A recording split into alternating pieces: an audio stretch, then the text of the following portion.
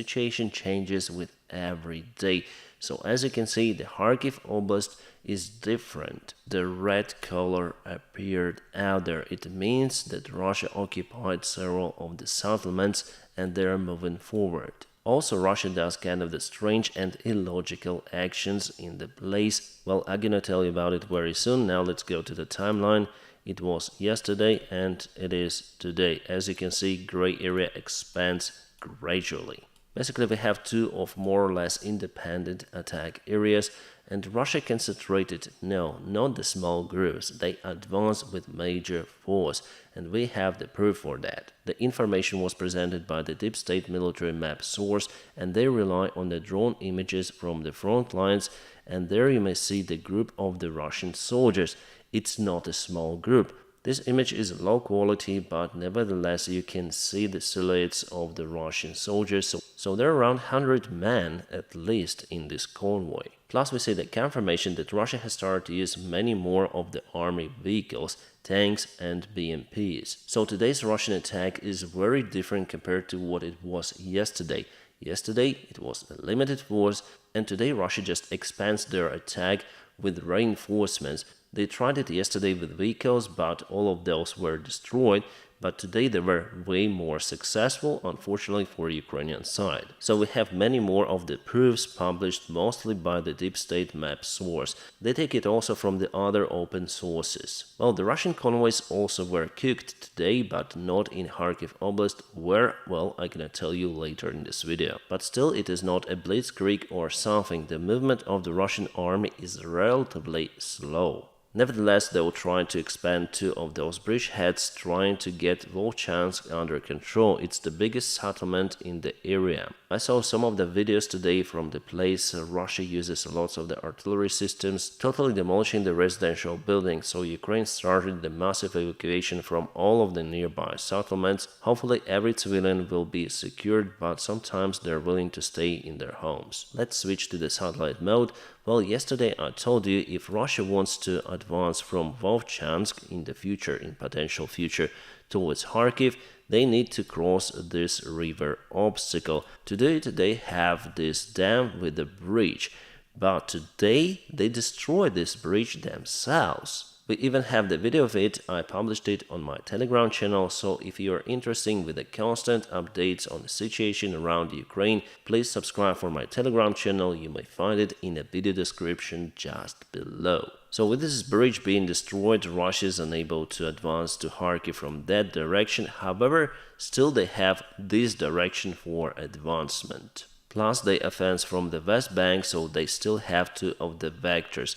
But here are no any good roads for them to advance fast. This one was more profitable for them. Well, maybe they understood that Ukraine would kaput this bridge to prevent Russians from crossing the river. So Russians did it themselves, and Ukraine is unable to send more reinforcements to that area using the same road.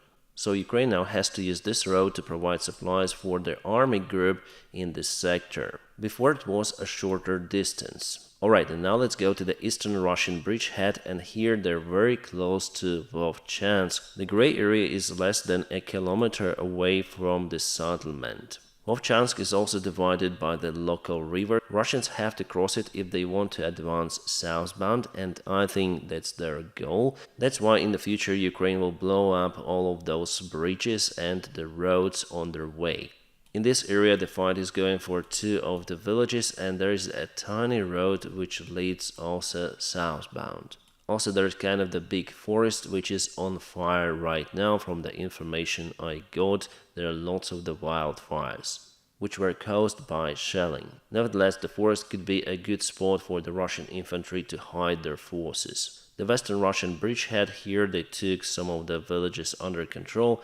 The fight is now ongoing for Gliboke, and there is quite a good road which leads to Kharkiv. So it is the closest way for Russia to reach the Kharkiv city. However, according to opinion of any sort of the analytics, including the Russians one, they are unable to take Kharkiv or encircle the city. For example, the Institute for the Study of War says that Russia needs at least 300,000 soldiers to encircle Kharkiv. Encircle Kharkiv, not take it under control. To take it under control, they need 500,000 soldiers.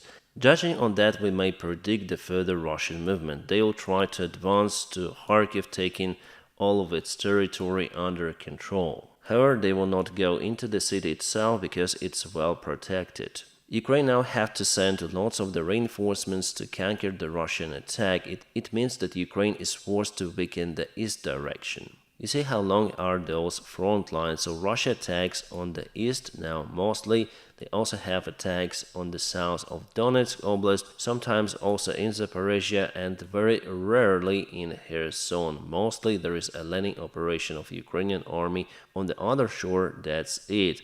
Also there is a fight in Kupiansk direction, in Crimea direction, and now a new one, the northern side of the Kharkiv Oblast, and in the future I predict that Russia might strike also Sumy somewhere. With all of those hotspots, Ukraine have to keep its forces everywhere and disperse them according to the threat. Now we have a new threat in Kharkiv Oblast, so Ukraine will send new reinforcements, because if Russia is successful out there, they might feel that Ukraine is weak and take Kharkiv as their main goal, the main attack direction, sending their reinforcements from the east, for example. So the threat for Kharkiv Oblast and for Kharkiv city still exists. The problem for Ukraine is that we have quite a big border with the Russian Federation and also with Belarus, which is very hard to call an independent state. Now it follows the Russian policy. In this case, Russia might choose any sort of the spot to attack Ukraine again, making our army to split their forces. So what I think might happen tomorrow? Well, according to my information, Russia is concentrating their forces in Shebekina region, and they will try to advance to Vovchansk maybe tomorrow or in the coming days, but for sure it will happen. Russians put a new marking on their military vehicles which they used to advance in Kharkiv region. It is a crossed diamond or something like that. Well, kind of the complicated symbol compared to V or Z. Judging on those photos, you may understand that our drone operators already familiar with the new symbols of the Russian army. My friends, just a short break. If you want to support the job that I do on YouTube daily, you may also join my Patreon team with a link in the video description just below, or you may scan the QR code available on the screen. Thank you so much for your awesome support. Today our defenders got rid of the Russian attack airplane Sukhoi 25. The manpad was used to target it. The good news are that Ukraine will obtain many more of the manpads from the United States. We're speaking about Stingers and missiles for those. The more problems we have with the Russian K-52 attack helicopters. Now they use more modern systems and longer range missiles. I told you already about it many times that the range for the Russian air-to-ground missiles is 15 kilometers now. It is a lot for the attack helicopter, which are flying at a very low altitude above the ground. It's very hard to target that helicopter from this long distance. For this reason, for a very long time, we haven't heard about the Russian attack helicopters kaputted. Just many of the Sukhoi 25 attack airplanes. Some of the interesting news are coming from Donetsk city, the occupied city by the Russian Federation since 2014. There was the celebration of the anniversary of the Donetsk People's Republic Foundation. A restaurant, many people were parked around, some of the Russian propaganda TV and the Russian activists. Yeah, here you can see lots of the cars on a parking spot, celebrating with the flags. So Harmers decided why not to join them out there, and at least 2 of the missiles hit their spot. I'm out of clue who was in restaurant by that time. In the best case scenario for Ukraine, those could be some of the DPR officials. But during the day, I haven't heard the news about the loss of some of the DPR officials. Meanwhile, Russia sends more of the soldiers closer to the front lines. For this, they use the transport airplane Ilyushin 76, and probably they are in lack of the tow trucks because the Russian mobilized soldiers are just pushing the airplane which will deliver them to fight in Ukraine. Well, actually I know why it happened. I am familiar with Ilyushin 76. It has kind of the unique nose part with this hump. For this purpose it also has a unique tow bar, which technical crew should take with them if they fly elsewhere. So in this particular flight there was no such a tow bar in a particular airport or on board of the airplane. That's why the towing of this airplane is simply not possible without this unique tow bar, even if you have a towing truck. Nevertheless, this picture looks funny. Russian soldiers are eagerly trying to start the machine which will deliver them to death. The possible details of the Trump's peace plan for Ukraine have become known. So what's inside that plan? The United States will seek a ceasefire in Ukraine and the start of negotiations. Obviously, it might happen only if Trump becomes the next United States president. And as he said many times, he is really seeking for some sort of the peace deal between Russia and Ukraine.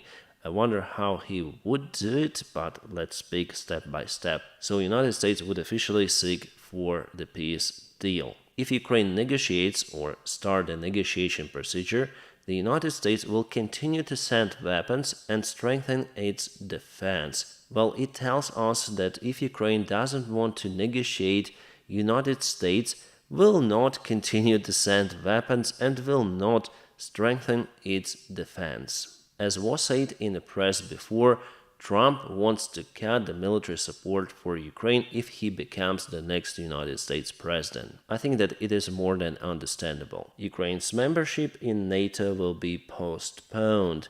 The only thing which might guarantee the sovereignty of Ukraine in a current condition is a NATO membership, nothing else. Basically, it is the only way to finish the war, to supply everything, every sort of the weaponry, excluding nukes, to Ukraine, then take the territory back and join NATO immediately. Well, there is the other scenario to finish the war, but it only might happen if Russian regime collapses. If Russian regime stays, Ukraine should join NATO in perspective. One more, Russia could be offered sanctions relief. Well, actually, a perfect plan for the Russian Federation. There could be a ceasefire in Ukraine as it happened in 2014 till 2022. The sanctions will be lifted, Russia would feed more money into its economy, they'll invest more into their army and start the war once again, as it already happened before, after the previous peace agreements in Minsk. Yeah, the plan is reliable as the Swiss watches. Next one, Ukraine will be allowed to insist on the return of all territories. So Donald Trump thinks that he may allow or disallow for the other state to perform its policy and even fight for its occupied territories. Yeah, we understand that Ukraine depends on the United States, it receives weaponry, but here it is clearly a blackmail. If you don't want to negotiate, you will not have weapons, but you may bark on Russia asking them to return your territories back. No, it's absolute no-go. The sanctions will be completely lifted only after the signs of a peace agreement that is completely acceptable for Ukraine. The signs of the peace agreement, it was even before, at first negotiations, there was almost a ceasefire. What kind of the signs are definitely needed for Russia? Russia should just leave Ukrainian territory. It would be a biggest sign.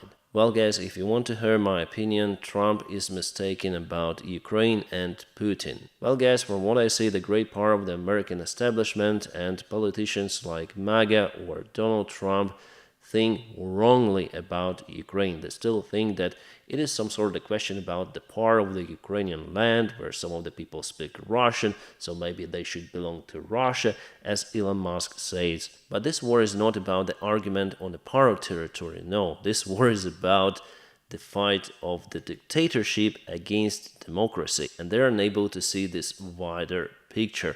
Russia, for now, wants all of Ukraine, not just the part of it. Putin doesn't need Crimea, Putin doesn't need Donbass, this DPR, or even Kharkiv. No, he wants to establish his own regime in Ukraine.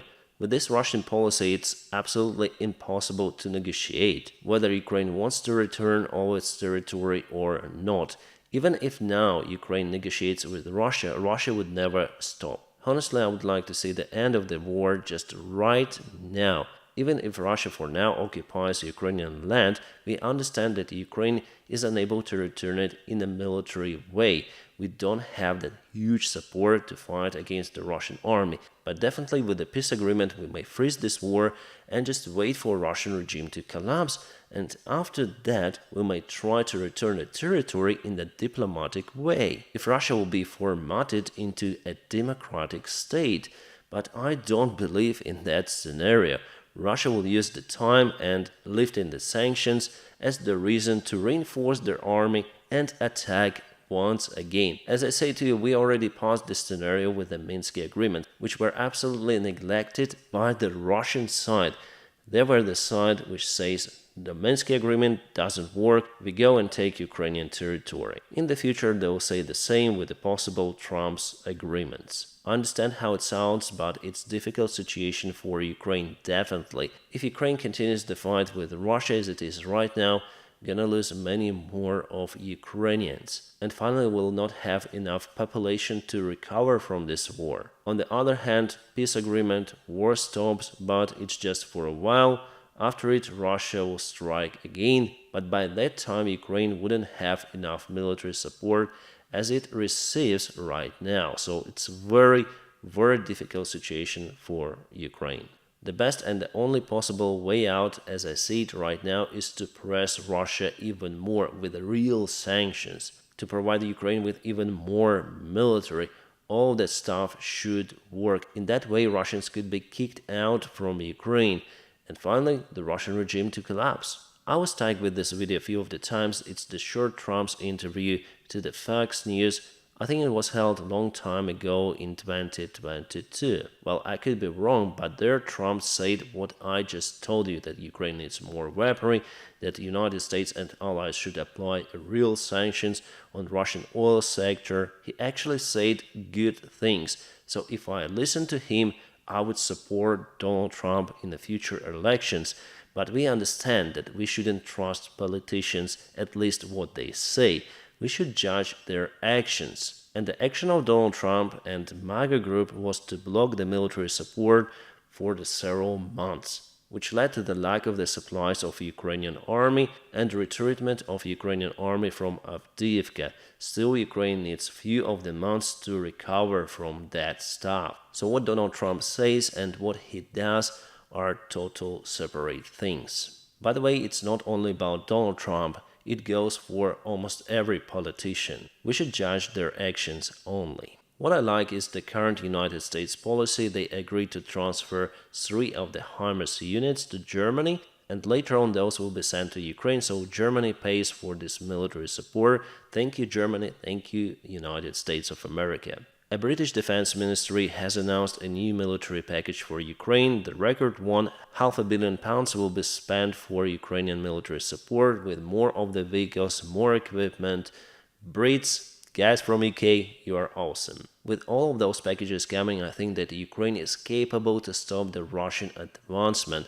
From Ukrainian officials, we may understand that Ukraine is not really that in lack of the manpower compared to weapons, artillery shells, army vehicles and other stuff. We need those for sure. Luckily, our allies help a lot this spring. So in July, Ukraine will have all of the tools to cope with the Russian attacks. For this reason, Russia is using this time window to attack, for example, Kharkiv Oblast, and also take more ground on the east, because soon they will be not able to do it. Alright, Russians again tried to attack the Urozhena village. It's the southern part of the Donetsk Oblast, and their convoy was absolutely demolished by Ukrainian defenders. So Ukraine keeps control over the territories which it was able to liberate during the last year's counteroffensive operation. Belarus is building a new military facility not that far away from the Ukrainian border. What they want to deploy there are the nuclear missiles which they obtained from the Russian army. They have the Iskander launchers for the tactical nukes and also aviation. Russia can't cope with their own aviation bombs. For the last month there were 20 of the drops of the bombs on the Russian territory, quite far behind the front lines. Also, one of the bombs targeted one of the districts of Belgorod. So there could be some of the circumstances if somehow Russia decides to fly with tactical nukes on those airplanes. Alright, what the heck is this? Is it some sort of the cosplay on tank? Russian tank? What is this? I think that some of the Z supporters are overreacting.